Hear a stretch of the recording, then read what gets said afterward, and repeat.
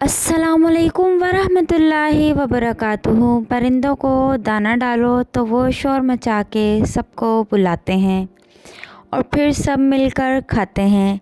उनको ज़्यादा का हिर्स नहीं होता, वो अपना हिस्सा खाते हैं, लड़ते नहीं।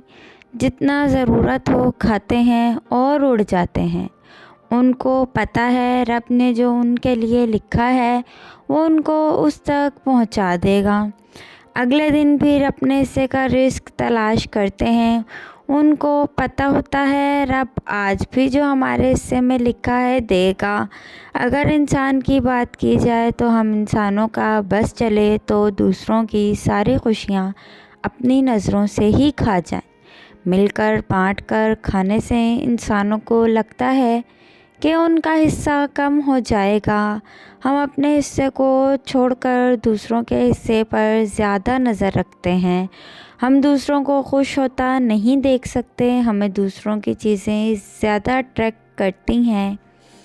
हमें लगता है हम अल्लाह से ज़्यादा अच्छा अपने लिए मुंतखब कर सकते हैं।